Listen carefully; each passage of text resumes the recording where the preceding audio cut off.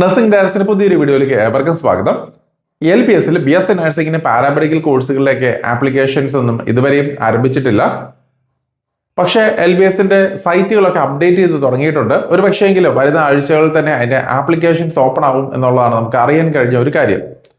കാരണം പുതുതായിട്ട് വന്നിരിക്കുന്ന മന്ത്രിസഭ രൂപീകരിച്ച് അതിന്റെ പുതിയ ഡിപ്പാർട്ട്മെന്റുകളൊക്കെ ഫൈനലൈസ് ചെയ്ത് കഴിഞ്ഞതിന് ശേഷം മാത്രമായിരിക്കും ഇതിന്റെ ഓരോ നടപടികളും ആരംഭിക്കുകയുള്ളൂ.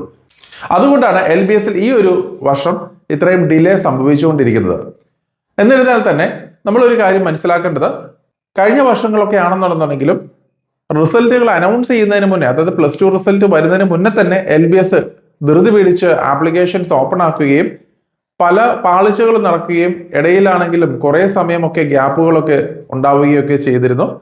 പക്ഷേ ഇനി അടുത്ത ആഴ്ചകളെങ്കിലും ആപ്ലിക്കേഷൻസ് തുടങ്ങിക്കഴിഞ്ഞാൽ, വളരെ സിസ്റ്റമാറ്റിക് ആയിട്ട് പോയി കഴിഞ്ഞാൽ എത്രയും വേഗം തന്നെ അഡ്മിഷൻ നടപടികളെല്ലാം പൂർത്തീകരിച്ച് എത്രയും വേഗം ക്ലാസ്സുകൾ തുടങ്ങുവാനായിട്ട് സാധിക്കുന്നതാണ്.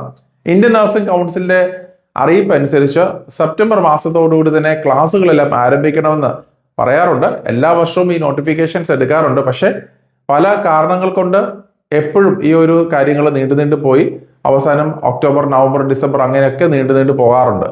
മറ്റൊരു കാര്യം നമ്മൾ ശ്രദ്ധിക്കേണ്ടത്, ഈ ഒരു വർഷം നീറ്റിന്റെ എക്സാം ക്യാൻസൽ ആക്കിയിട്ട് വീണ്ടും ആയിട്ട് ചെയ്ത് അതിന്റെ കാര്യങ്ങളെല്ലാം വരുന്നത് കൊണ്ട് തന്നെ നീറ്റിന്റെ കാര്യത്തിലും ഡിലേസ് സംഭവിക്കാറുണ്ട്.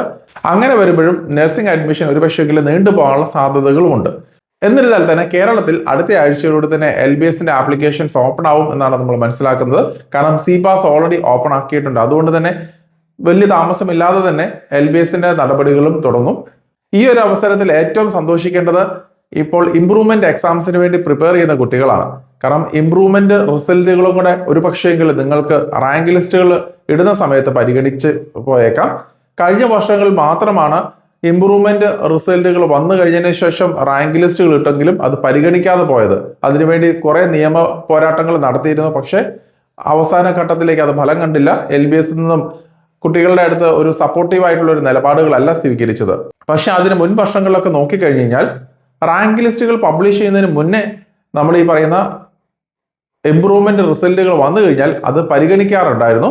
ഓട്ടോമാറ്റിക്കലി അപ്ഡേറ്റ് ചെയ്ത് ഇതിന്റെ ഡാറ്റാബേസിൽ നിന്നും ഓട്ടോമാറ്റിക്കലി മാർക്കുകൾ അപ്ഡേറ്റ് ചെയ്യുന്നത് കൊണ്ട് തന്നെ LBSനെ സംബന്ധിച്ച് വലിയൊരു ബുദ്ധിമുട്ടുകൾ ഇല്ലാതെ തന്നെ അതിന്റെ അപ്ഡേഷൻസ് പൂർത്തിയാക്കാനും സാധിച്ചിരുന്നു.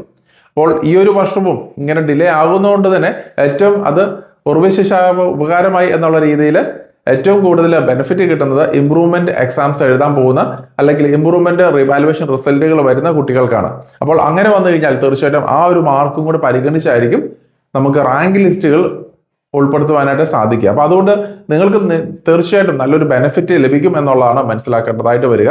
അതുകൊണ്ട് ആരും ഇംപ്രൂവ്മെന്റ് എക്സാംസ് എഴുതാതിരിക്കരുത്. അഥവാ നിങ്ങളുടെ റാങ്ക് ലിസ്റ്റുകൾക്ക് മുന്നേ ഇംപ്രൂവ്മെന്റ് റിസൾട്ടുകൾ വന്നു കഴിഞ്ഞാൽ തീർച്ചയായിട്ടും അത് പരിഗണിക്കാനുള്ള സാധ്യതകൾ ഉണ്ട്. അതുപോലെ തന്നെ മാനേജ്മെന്റ് അസോസിയേഷൻ ആപ്ലിക്കേഷൻസ് ആണെങ്കിലും ഒരു പക്ഷേങ്കിൽ AFRC അഡ്മിഷൻ ഫീ റെഗുലേറ്ററി കമ്മിറ്റിയുടെ അപ്രൂവലുകളെല്ലാം ലഭിച്ചു കഴിഞ്ഞാൽ മാത്രമായിരിക്കും അത് ആരംഭിക്കുകയുള്ളൂ. അതും ഏകദേശം ജൂൺ മാസം പകുതിയോടുകൂടി തന്നെ ആരംഭിക്കേണ്ടതാണ്. കേരള നഴ്സിംഗ് കൗൺസിലിന്റെയും യൂണിവേഴ്സിറ്റിയുടെയും അഫിലിയേഷന്റെ കാര്യമായിട്ടുള്ള നടപടികളെല്ലാം പൂർത്തിയാക്കിയാൽ മാത്രമായിരിക്കും AFRCയുടെ ഭാഗത്തു നിന്നും ഗ്രീൻ സിഗ്നൽ നൽകുക. എന്നാൽ മാത്രമേ അപ്രൂവൽ കൊടുക്കുകയുള്ളൂ. അപ്പൊ അതുകൊണ്ട് തന്നെ കുറച്ച് കാലതാമസങ്ങൾ വീണ്ടും നേരിട്ടെന്ന് വരാം.